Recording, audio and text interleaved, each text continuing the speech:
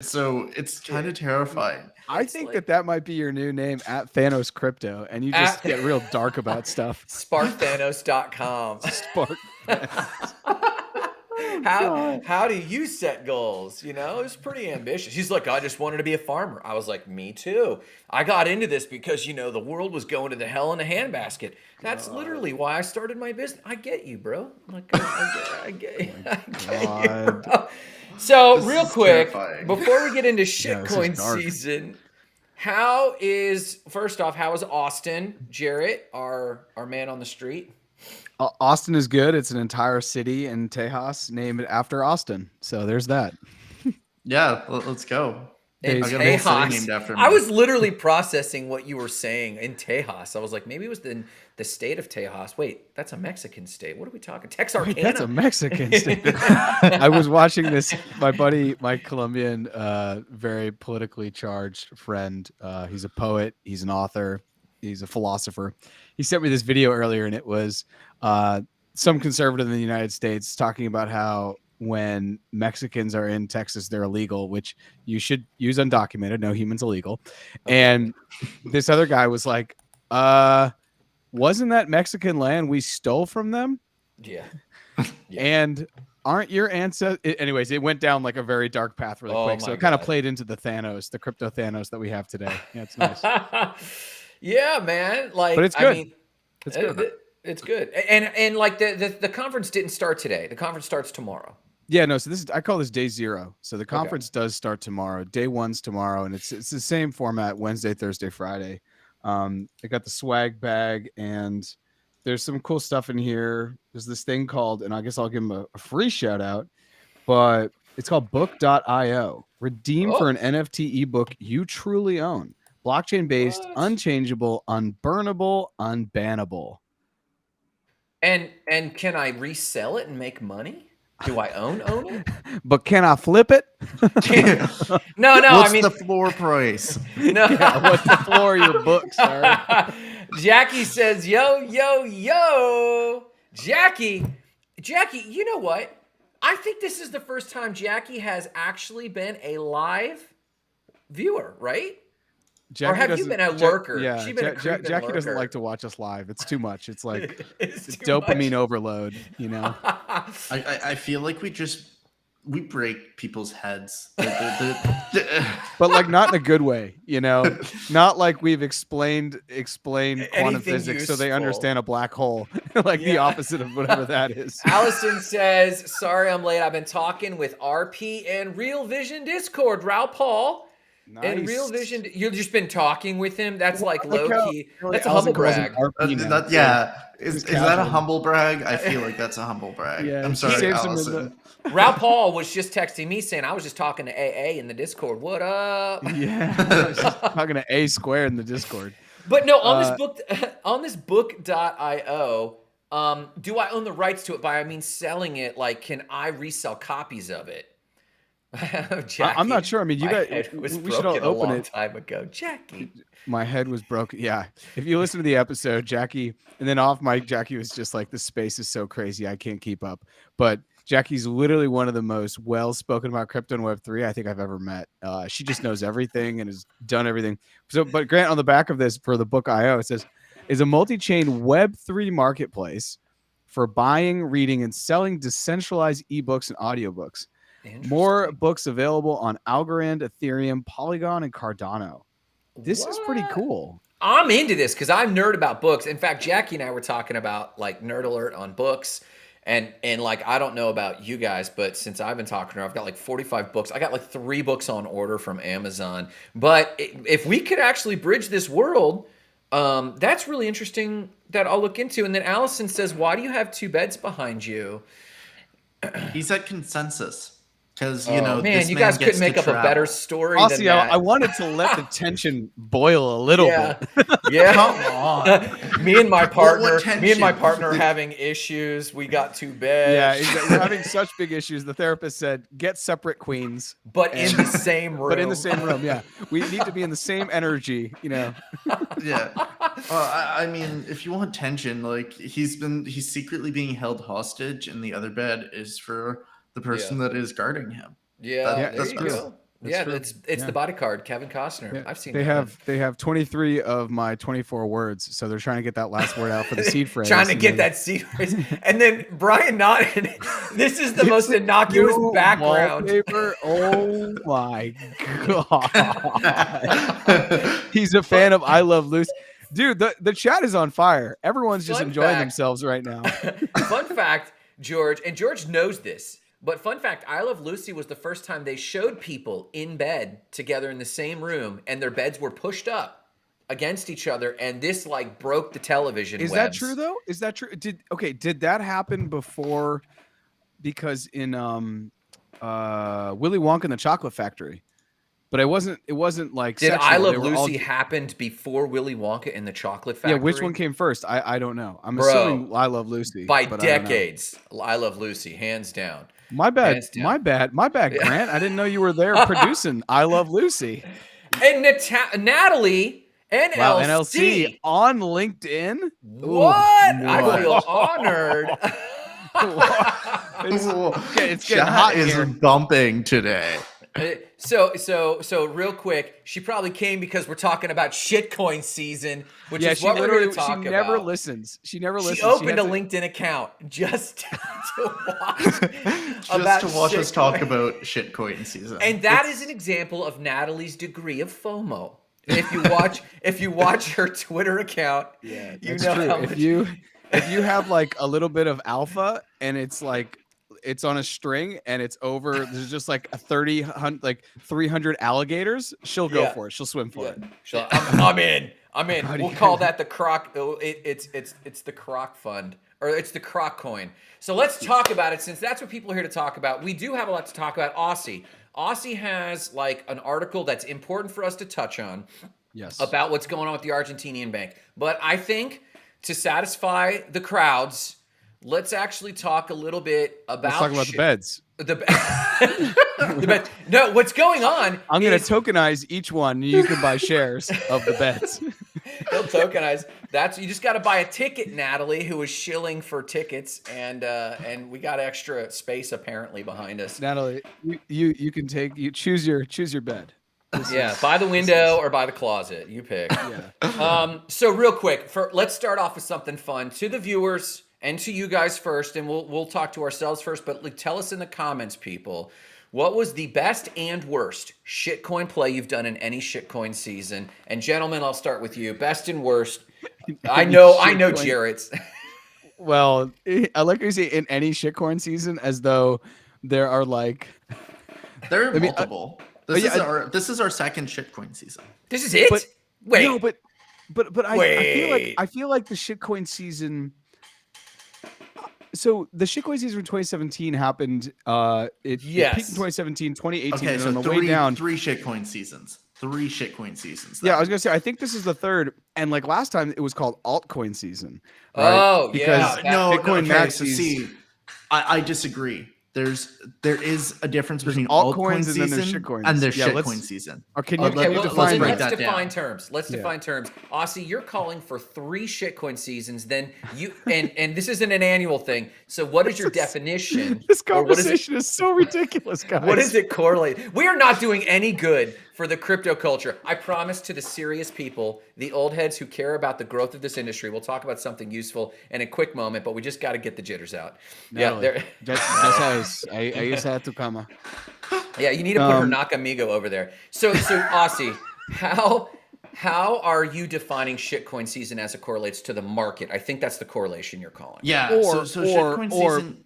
But Okay, wait, go. Aussie, can you define the difference between a shitcoin and altcoin? Because I think you're right. So altcoins are actual projects that are actually trying to do something. They might be not great projects. They might be like they're any alts, anything lower than ETH, or even you can include ETH in 2017 altcoin season. Okay. Yes. So anything that isn't Bitcoin, but is maybe like a Matic, Atom, or anything like that would be considered altcoin season. That's altcoin season. Okay. And when those are taking Okay. off while Bitcoin's being stagnant, that's altcoin season. Okay. Shitcoin season is when regular alts, so regular alts are bleeding right now. So anything ETH and under is bleeding. Bitcoin is kind of stagnant, and these meme coins, so these coins that literally actually have no value, no use case, nothing. It's so hard. Go ahead. This is I'm so sorry. Austin is giving a TEDx on the difference between a That's what I'm shitcoin and a meme thinking. coin, and Brian like- Naughton, a philosopher from across the pond, slides in with just. Yes, I that's great. actually agree. I agree. Yes, that I agree, and I wouldn't consider Shiba a shitcoin in this season. I'd agree. I agree. It's graduated. And so meme coins. So if we think about current shitcoin season, we're looking at Pepe. We're talking about Wojak. We're talking about Gensler. Gensler, make 50% on Gensler. And then, oh god, there's been a million other ones. If we think back to 2021, and end of the bull run 2021, Bitcoin had kind of pulled back to between 55 and 60K.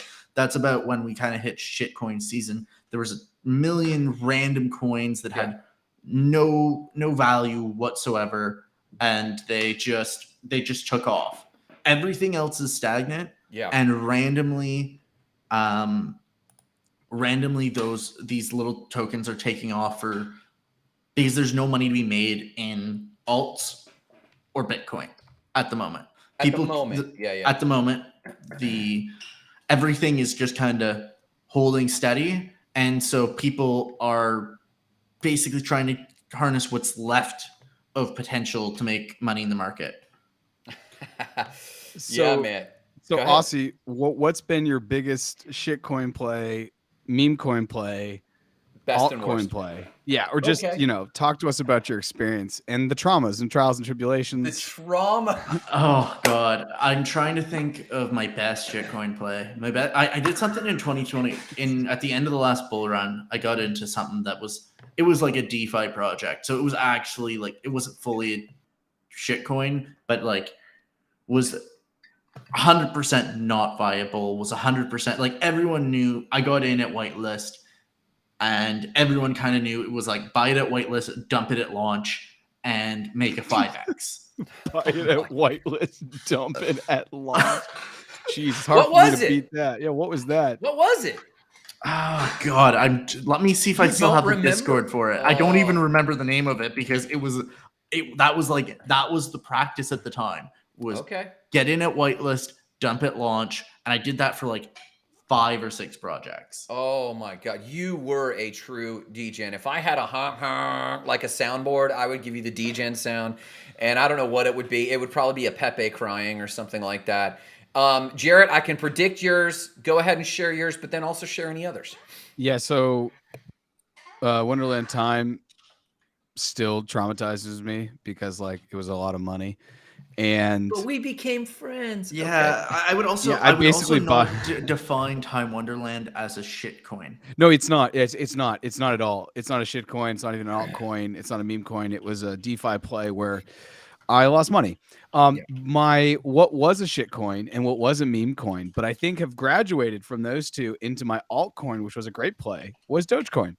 I still have a good amount of Doge. Yeah. And I got it under a cent, and it's been a fun time. Yeah. And I think that Doge, and I just outlined this, I think you guys may have checked that episode out with Jackie. Doge isn't going anywhere. I think it's a very serious project. It's a fork from Bitcoin. It's still proof of work. Yeah. I don't think it's going anywhere. Now, I know it may have some inflation issues, but it's the one that like Mark Cuban was like, let's let you buy Dallas Mavericks season tickets with it. I think it will be the one for micropayments that Twitter will use. I agree. It's also memey. It's also kind of fun. And so anyways, I just think this entire conversation is a fantastic conversation because these are like, so I was talking to George yesterday.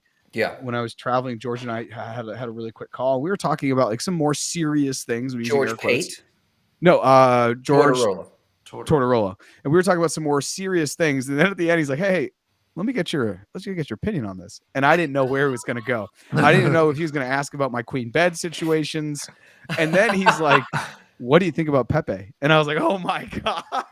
So, Oh. I mean, Pepe's a fascinating thing. And I know a guy who's gone up 6X maybe, and then took the money out and kept the house money in. And it's just house money at this point, and he's out. And, I think that there are projects, if your ear is to the grindstone, Yes. if you want to grind Discords, if you want to live on Twitter for the 24 to 48 hours when they're going to pump and dump, good on you.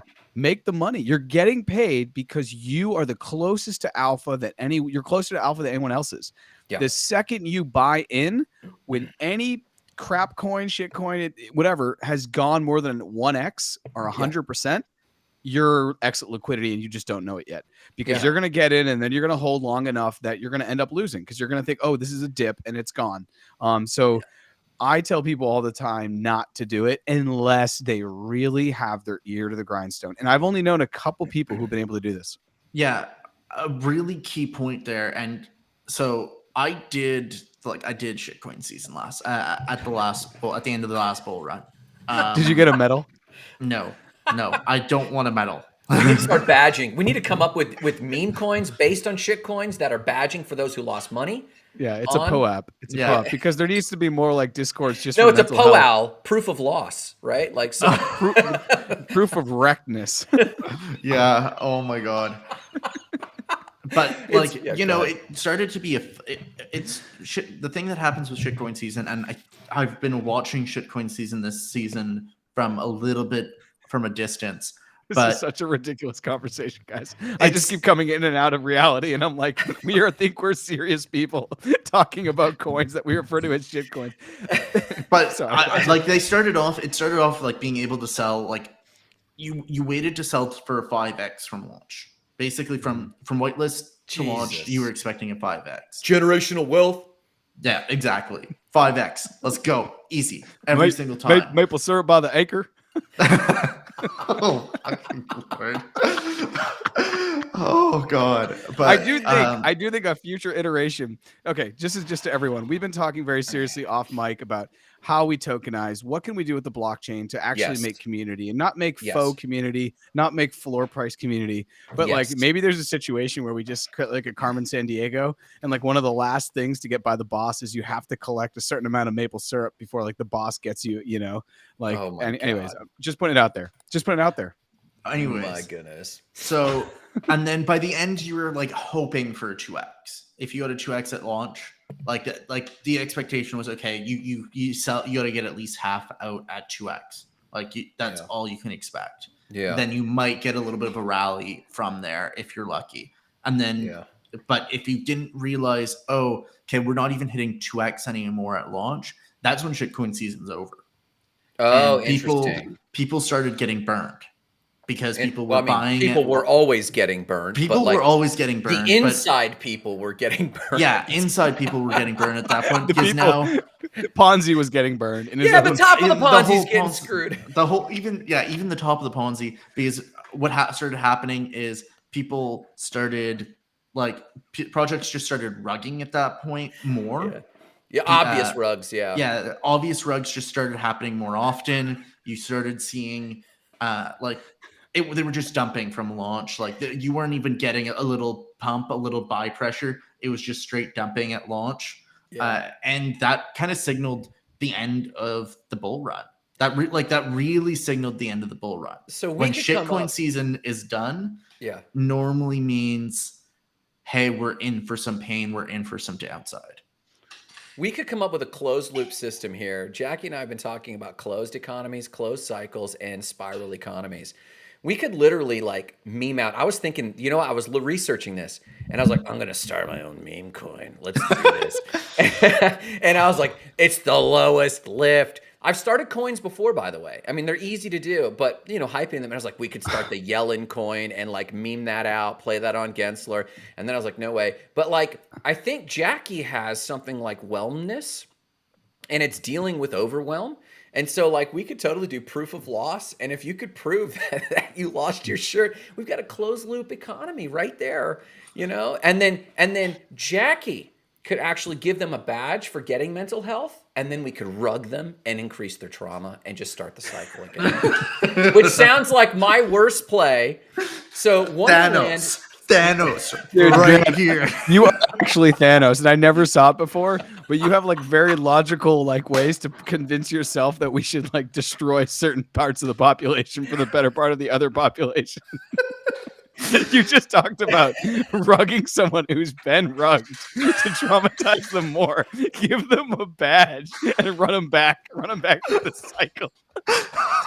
This is the only logical place where this conversation could have gone. I want you both to know.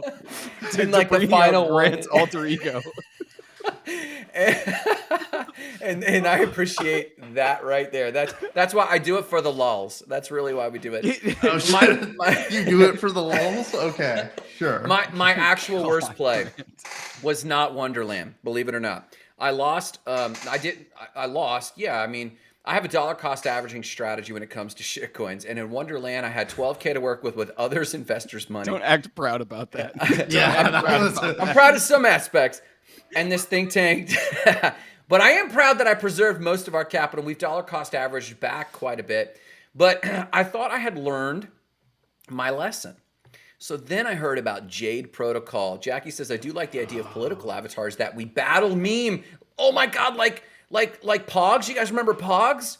Yeah. You guys remember Pogs? Like Oh, we could yeah. do political avatars. We could do Trump coin. We could do. There's already Trump NFTs though. We can't do Trump.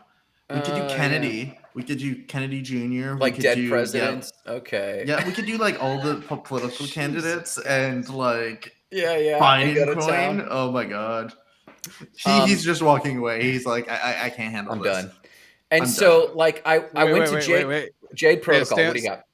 Stay on before you go to J Protocol.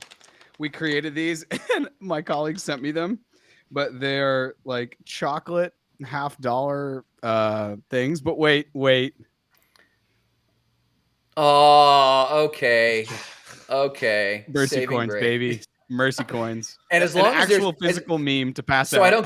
I don't get rugged. There's actual chocolate inside, not like an appeal for a $5 donation. No, it's actually like very nice bougie chocolate. We went for the upgrade, made with premium Belgium chocolate. Anyways, Okay. we already have Mercy coins. I would actually pay for that bag right now. So I went to Jade Protocol. And for those who don't know Jade, this was literally an experiment in how far you could rickroll your public and keep rugging them. I'm telling you, I put money, and then they're like, we're promising 70,000. I'm like, well, I've been here with Wonderland. It's like going to an ex, like a toxic ex. No, literally, you're in the Discord, and they're like, we're gonna dox all of our people, but to dox, we need to hit a certain level in our treasury fund. Hey, we're growing anyway; it doesn't matter. This actually got people to dump more in. When they did the docs, his profile literally changed to Rickroll.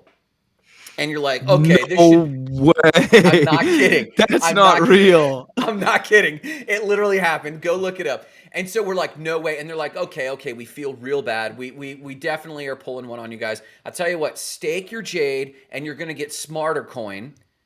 Literally, they called it Smarter Coin. And you stake it, and once we have like 60% of everyone having staked, then we'll actually release the Smarter Coin, and then we'll start marketing that. We did that. Everyone's staking their Jade. They're watching the treasury shift from this account to this account. The Smarter token is fractionally lower. And then when we got there, they rickrolled again. And they're like, don't worry. And I'm like, oh my God. Like, but I was literally so hooked in at that point. I was so invested that I was like, I've got to see this out. So I was like, I'm riding this, just like right here, just like Natalie. I'm riding this to zero, and I knew it at that point. Like, I was like, I'm not giving But up they're now. still around, aren't they?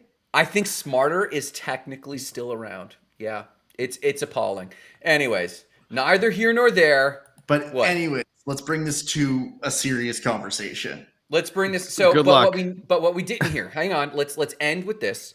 Yeah. Please, if through the duration of the show, you have to confess your crypto sins and tell us your best and worst DJ and play in the comments. But let's transition, and I think you're going to Argentina, are you not?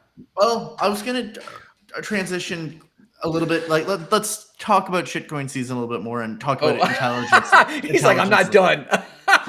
Because normally shitcoin season is kind of the advent of the market taking it up, basically a local high, at least like a serious local high. So do you guys think that this is the end of the bear market rally? Was this the bear market rally?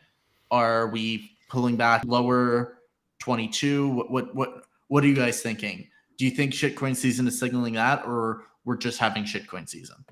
Jared, what do you think first? I don't think it's a historic shitcoin season. Normally, this comes on the end of like people selling Bitcoin, and then they've taken profits, and then they still want to get profits. So then they dump them into Ethereum. This is what happened in 2017 and 2018 when I first got in. And then so it peaked in December 2017, January 2018, and then by February, March, it started to go down. Everyone's in denial. It's going to go back up. By that April and May, I honestly forgot about crypto. To this day, I rue it because I would be in a different place financially had I stayed close to the fire in the last bear market. But as that cascading went down and people took profits, they started to dump them in other things to see if they could get 2 or 3x. And that's how you got what at that point was called altcoin season. For some, I guess they were called shitcoins, but not in the way that we have them today. We just didn't have the certain beasts that we have today. Like this Pepe thing, Gensler, Wojak. I think that these things are just, people are just bored, and Web3 is big enough now that people just come together and they just create coins. I don't think it has anything actually to do with the market. Even when you look at the amount of money that is traded on this, it's still a % of daily traded volume on overall markets. So Uniswap had its biggest day ever on Pepe trip volume. Sure, but I'm talking about like global markets. I mean, Bitcoin and Ethereum is still trading like exponential amounts. But that is a great stat, though, to like shout out, as this is a moment. But I don't think that this is part of the traditional altcoin season, as billions of dollars are trickling down and still looking for places to go.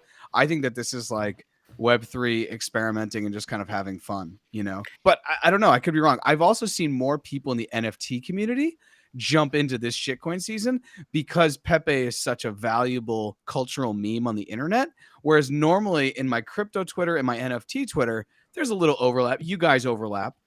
Yeah. But like, I don't ever see NLC talking about Bitcoin. I don't see NLC talking about Polygon or talking about other things. She's called more out NLC. Yeah, I'm not calling her out. I'm just saying she's more focused into NFTs. And other people I know are hyper focused into crypto, and they don't really blend the two. However, the Pepe meme, because it's so big on the internet, I think it's like brought everyone together. So thinking about that, go forward and think about other memes that are on the internet that could be things to get both the crypto and the NFT people off the bench. That's what I would say.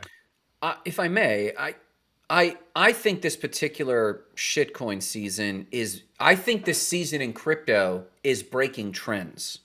Yes. And so I think it's hard. Oh, Natalie says, yeah, she's right. I mean, he's right. She does focus on NFTs, and there is a correlation now between NFTs and this shitcoin season, or even altcoin season.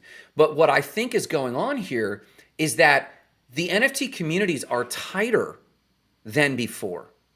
The ones that are sticking. And like, I know Natalie's a part of a few that are actually sticking closer together. Nakamigos is like rallying together, and they've got a lot of mojo.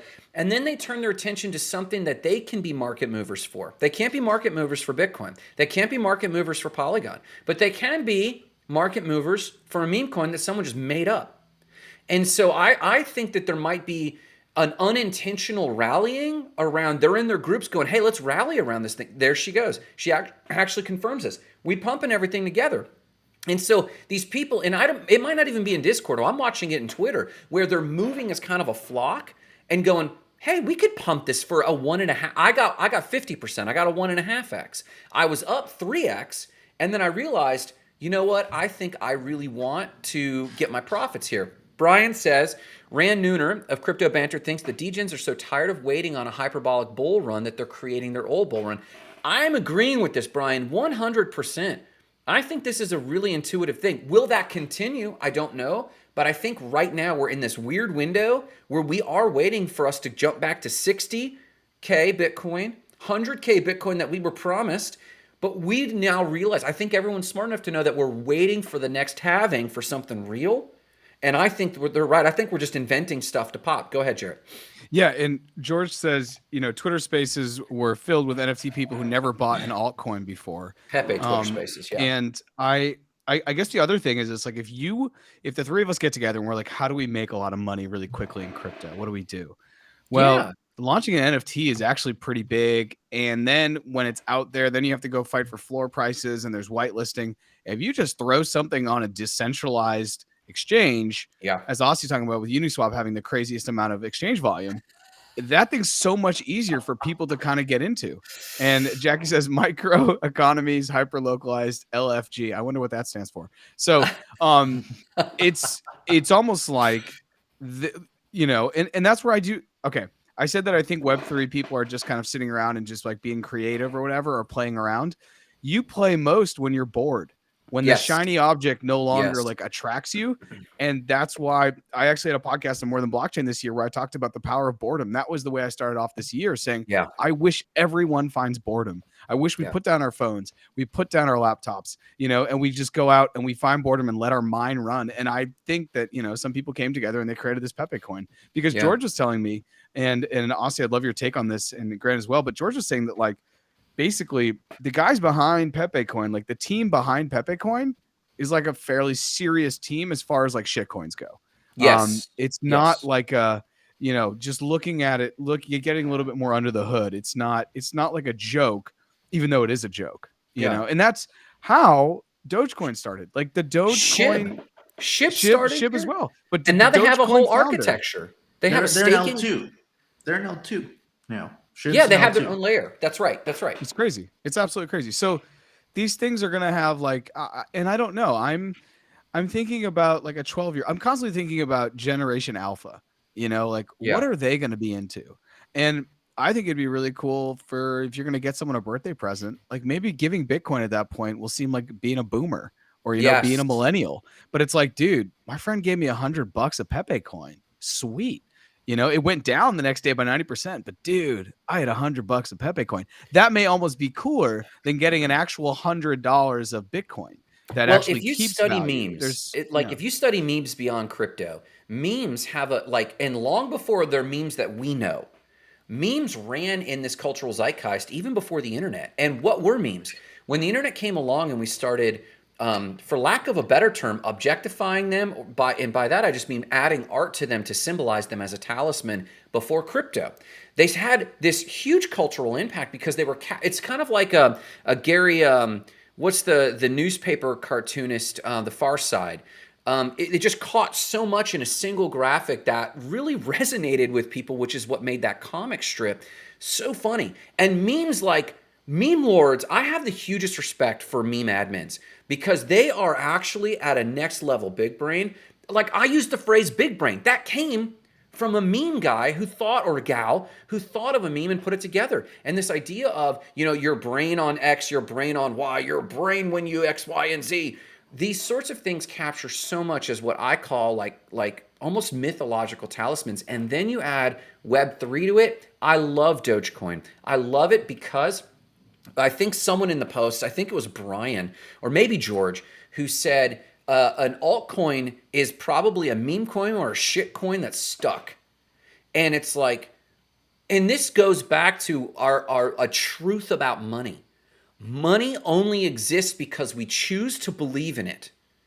And at some point we started believing in Doge. And here comes Elon going, I'll just stick it on a rocket ship. I'll take payment for this. And you go, well, remember Pizza Day with Bitcoin?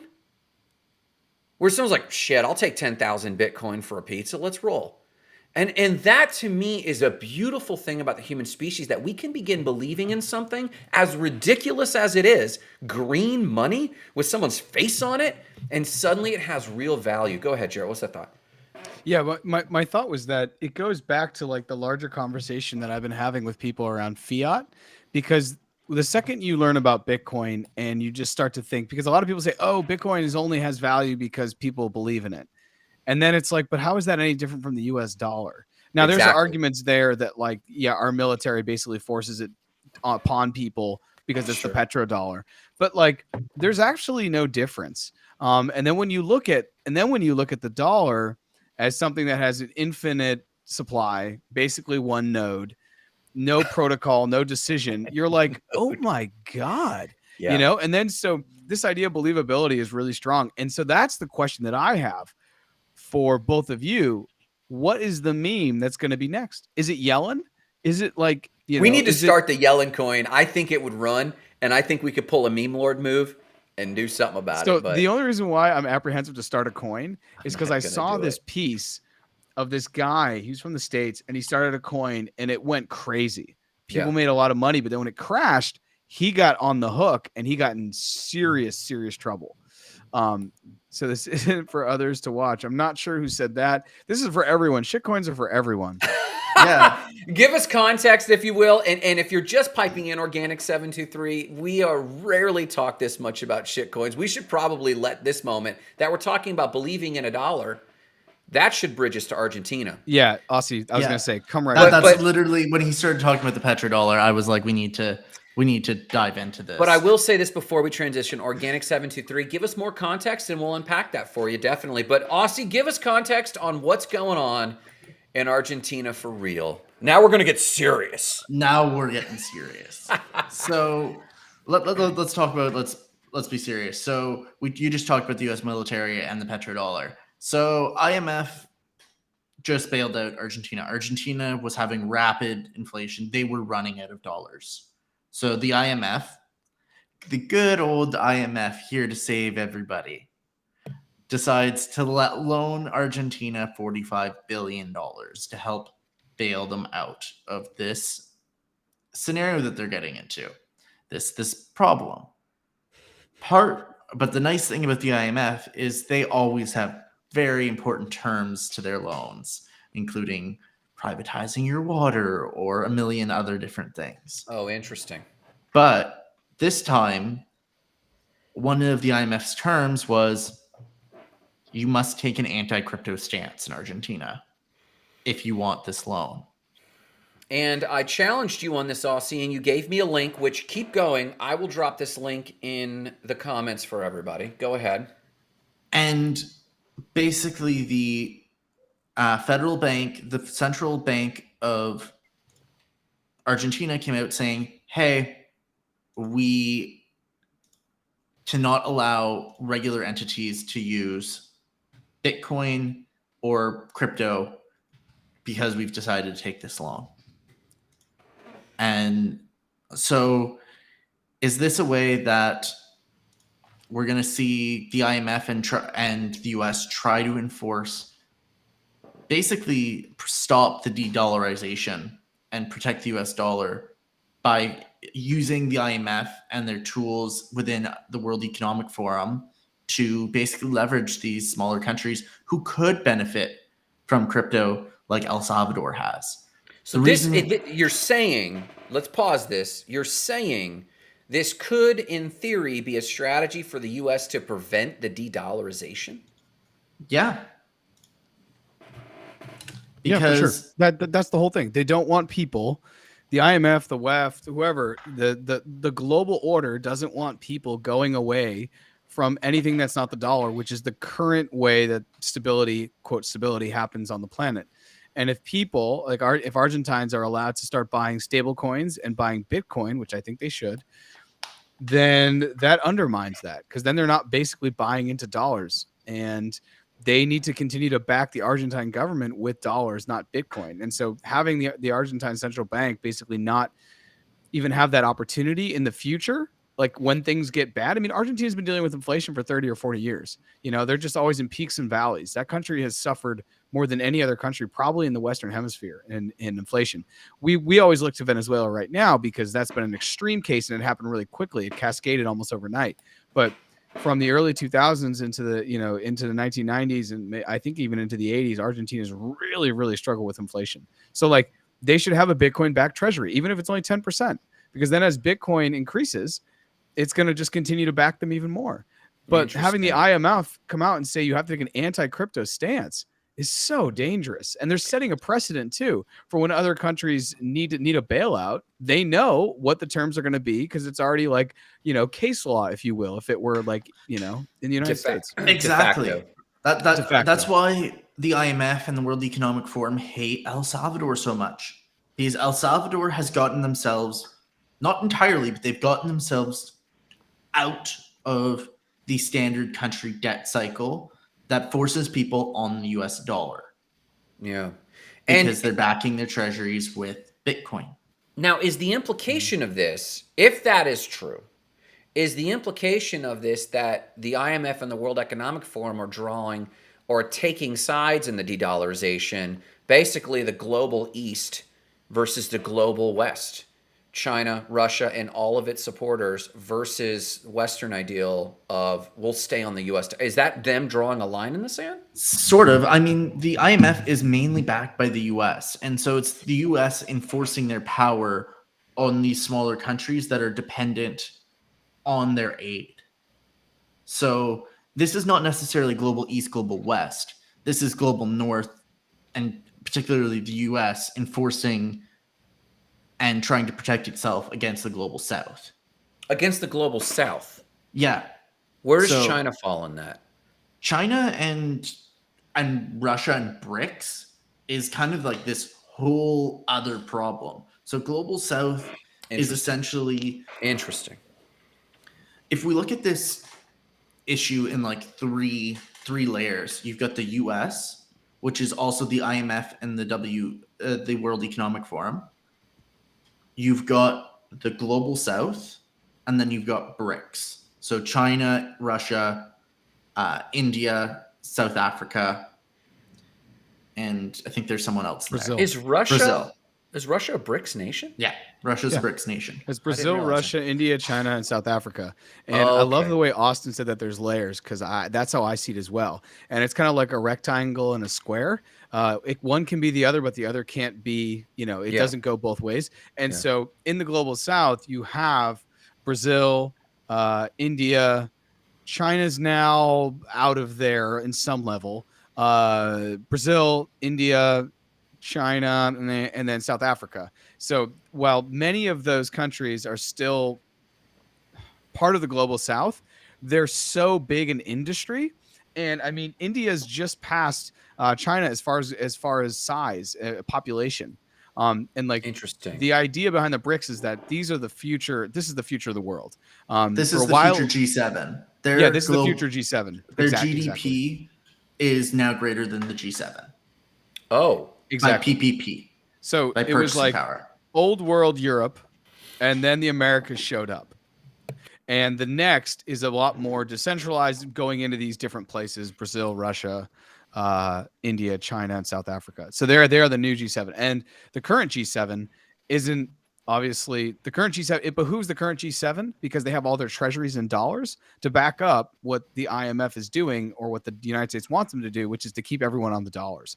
The second we go away from the dollars, the way the world is kind of running right now gets really funky quick. And it's going to put more power in hands that traditionally haven't had power. And that's not something I think anyone's interested in. so let me ask this. So we're talking some serious macroeconomics, and what I love about being in crypto, someone asked me, why were you in New York City? That looks like a Comic-Con. I was like, it's like Comic-Con, but everyone there is fairly intellectual and at minimum monetary savvy. And what I love about it is it forces us to become savvy about money policy for ourselves. And we talk about self-custody a lot. So we go from the macro to the micro very quickly. If we had our vision, and I want to get to Jackie's comment here in a second. If we had our vision of self-custody and people were truly into Bitcoin and into self-custody, wouldn't that also accelerate the de-dollarization? No? Bueller? I don't see it as much as accelerating the de-dollarization if we self-custody. De-dollarization has a lot to do with debt and medians of exchange. And so if we self-custody our money, that doesn't really matter. What matters is the government loaning other governments money? Are governments borrowing money to pay expenses? Is Jarrett borrowing money to buy a house? It's all around debt and the flow of money around debt. But in a self-custody world, we're doing DeFi loans. We're out of the debt system, and we are. And I know you're talking about loaning between countries, but for example, I happen to, Jackie and I talked at length about this missional sense that she feels of really helping, like microeconomies, but microeconomies build up to macroeconomies. So if Argentines were, self-custodying and suddenly their government didn't need a $44 billion bailout because they're not even on their own monetary system, does it ever play out that the true full vision of a crypto driven self custody world, if we accomplish our mission of onboarding the world, doesn't that create doesn't that mean there is central banking destabilization? Like they are destabilized. Destabilize because see that there was something very important there that you mentioned was you said self-custodying, and Okay. then there's a difference between self-custodying and decentralizing and DeFi. Interesting. So I I can agree. self-custody all of my crypto right now, Yeah. but that doesn't mean I can take DeFi loans. And then I'm paying all of my expenses via crypto, and I'm buying my Interesting. house with a mortgage on collateral from my DeFi loan against my Okay. DeFi assets. And so that is a really key piece to distinguish, because self-custody is a best practice. Decentralization and decentralized finance is a whole nother layer. Interesting. That's a next step. Like we're not at DeFi right now. Gotcha. We're talking in general. Crypto is starting to understand the importance of self-custody. We're seeing more and more self-custody rather than just holding on exchange, especially after FTX. Interesting. But we're not at a point where we're doing DeFi, where DeFi as an actual decentralized function. as a daily function and as an actual economic system is it's not there yet. We're not at that level. That's kind of where people are striving for, but we're not there. So I just want to say good morning, Sean Clark. Thanks for stopping by, man, all the way from Australia. Jarrett, do you want to kind of unpack what Jackie's talking about, at least briefly, or give an overview there? Yeah, I think it's interesting that we're starting to see like in a high school cafeteria where everyone sits with who they want to like hang out with. And you have BRICS and you have the European Union. And one of the hopes that I've always had is that Argentina, and I was actually, when I was taking a Lyft to the airport yesterday to come down to Austin, I had a Dominican Lyft driver, and we spoke the entire time just about like the world economy and everything. And he had bought some Bitcoin, and we were just talking about that. And, he sends money down to the DR, and he was like, yeah, it's like, every once in a while I'll use it because it's easier. And we were talking about the dream that kind of Simon Bolivar had, which was like, we need to unite this entire continent. And he was never able to do it. Hence the general in his labyrinth, right? Like just trying to figure it out and can't do it. And why don't other people, And so I've always wanted to see that in the South America, like have a European Union, but in South America, Interesting. at least for the currency. So you're not, because then maybe Argentina doesn't have whatever. But the vista that she's talking about, that Jackie's talking about, is it's an acronym for Vietnam, Indonesia, South Africa, Turkey, and Argentina. Interesting. And it's interesting to see South Africa called out in another high school clique. That's what I was wondering. Because clearly their geography, or there's something about South Africa. And I honestly am not really understanding about South Africa's economy and why they're bricked in with the BRICS, linked in with the BRICS, and also in Vista. But I do think it's interesting to see the world start to kind of look for lifeboats, like when shit gets bad, you look for other people to hang out. You bond, with, right? Like it's not crazy to think that like all of this with Not Crypto Bros happened in a bear market. We'll look back in 5 years and be like, oh, that happened in a bear market. Yeah. Why did that happen? Well, we wanted to come together. We wanted to talk with other people. I saw right before I logged on here a guy on Twitter who's like, hey, I stack Bitcoin. I have a bunch of friends with you on Twitter. He had a bunch of likes or retweets. I don't know who this guy is, but I like look for Bitcoin content. And he said, but I don't know anyone in real life. I would love to meet up with some people, like leave comments. Let's figure it out. And so everyone's looking for one another. And I do think like if one day, or you could put it into ChatGPT eventually, if not now, but like you'll be able to say, explain the Pepe craze that happened in 2023 using a historical lens around boredom, kind of there's trauma out there Economic for people in the cycles. market, economic strife, whatever that is, and they'll be able to be like, well, this happens a lot throughout human history. We all come together Yes. when times are tough. We try to like latch on to other people, Yeah. and so the Vista thing is interesting, and I just think long term for the United States really needs to think about what the hell's going to happen, not in 2 years. Yeah. Not in 1 year with the election, but in 50 years, because that is the way that China and Russia think. They think 50 years down the line. And I don't know right now if because the United States is kind of like a shit coin. It's like a meme coin. It's like fun for a little bit, but it's just lasted forever. But like some of the veneer is starting to come off. And I don't know if people don't want to take the dollar, if the dollar becomes something that's like not great, it's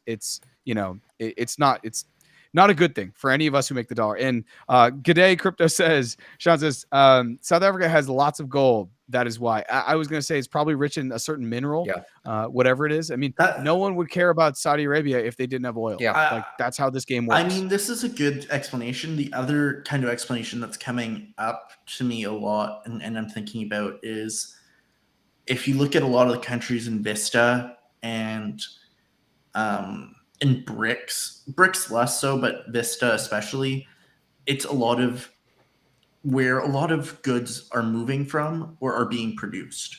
So for sure. Argentina is a key passageway if you look in for gateway of goods in South America. Yeah. Indonesia and Vietnam, we're seeing a lot of production of goods coming out of Vietnam and Indonesia. Turkey is the same thing.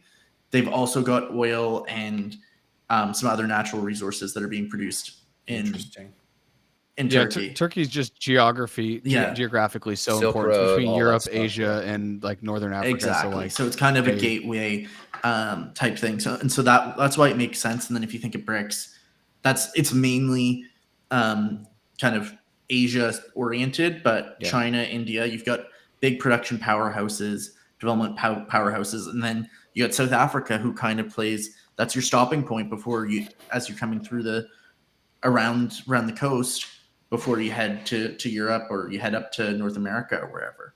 So I really like this. Point about the economic cycles. Jackie says trade imports. Yep, One Belt Road or the Silk Road or whatever you want to call it. Maybe not the Silk Road. Not the website, like the historical. I know. It was a joke. Okay. It was a joke. It was a joke. I don't think everyone knows. Joe, there was layers there. Layers. Everyone knows. Everyone went to middle school, right? Oh, that's true. That's how I got on the dark web, by the way. So I like these economic cycles argument because I think what we often forget is we get so enamored with the technology and with the new jargon that we lose sight that all that's going on with crypto is a moderately sized economic cycle of technology, which this is almost a replay, almost identically.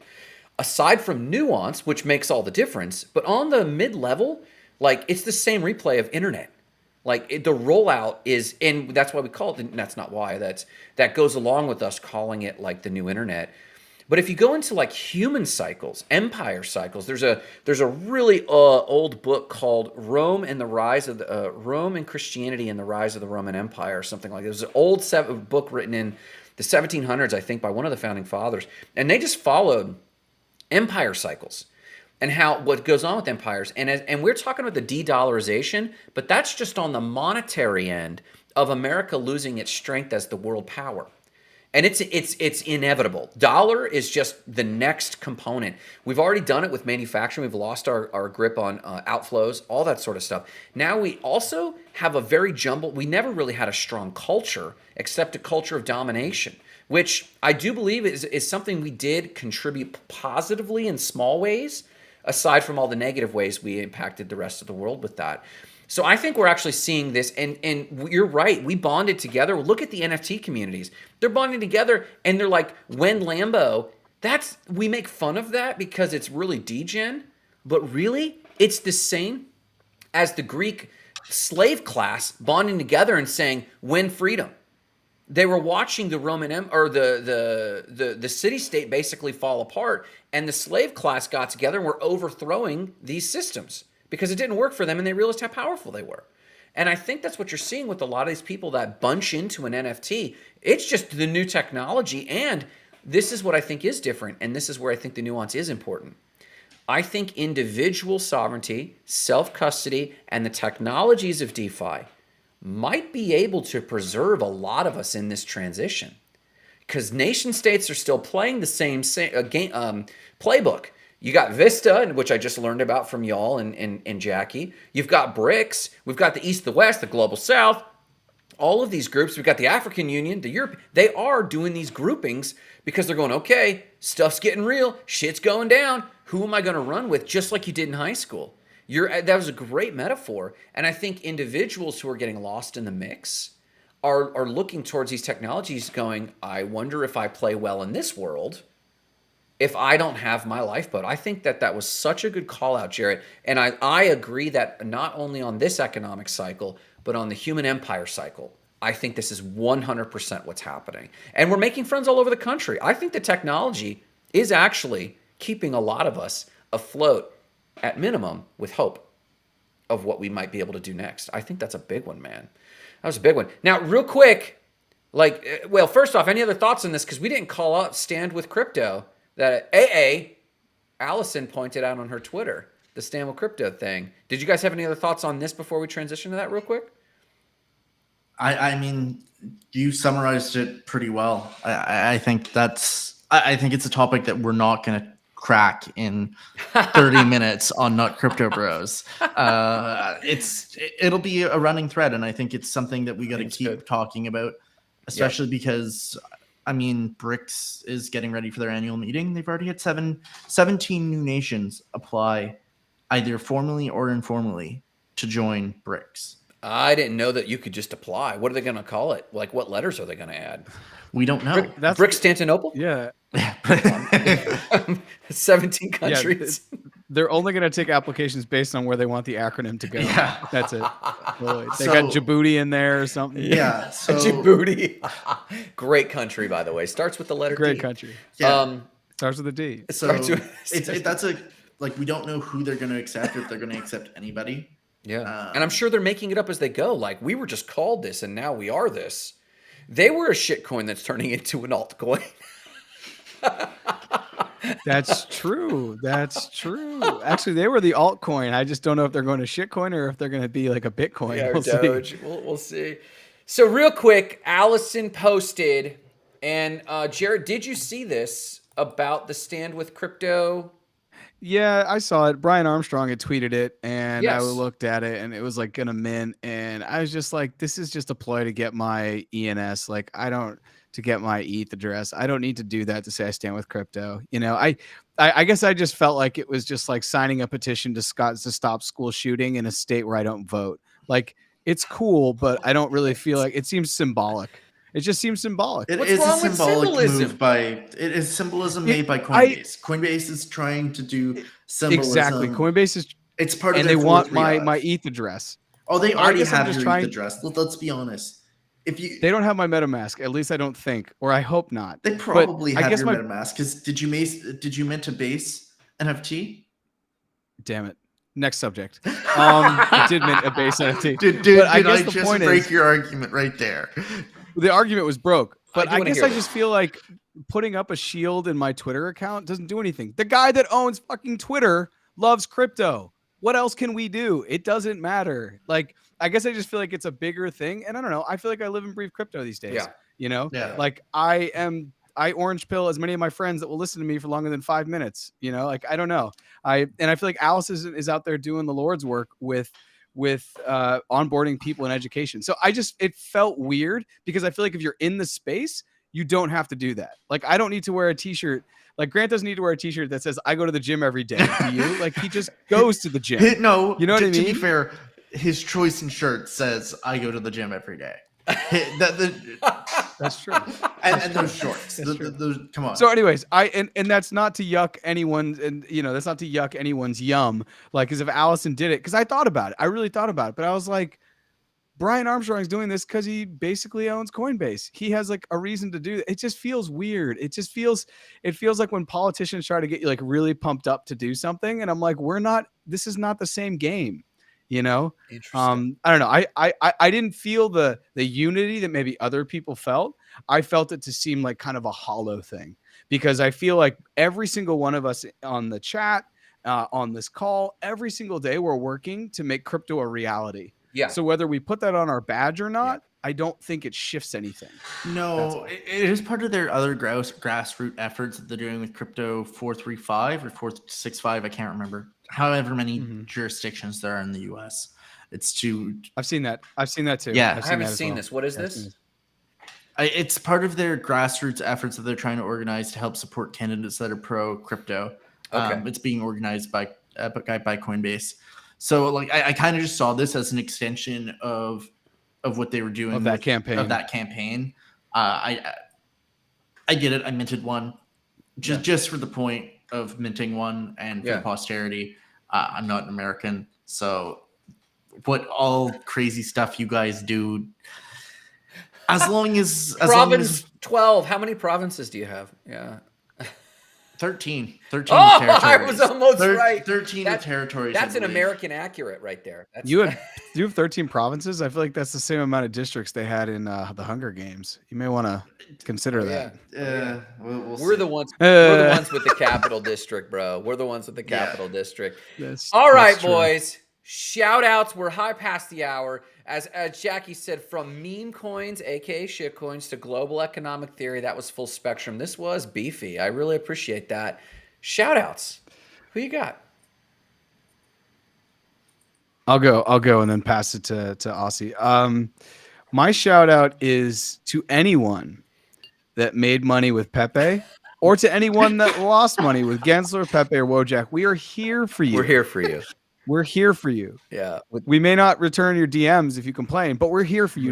We saw it. We're leaving you on red for a reason. No, I'm kidding. But seriously, if you lost money in a shitcoin, honestly, reach out. Like, I want to hear about your experience. I want to hear about why you got in. What was the thing? Because we're all like, everyone in crypto is always just like a Connect wallet away from like doing something stupid. But what made you actually do it this time? I'm just fascinated.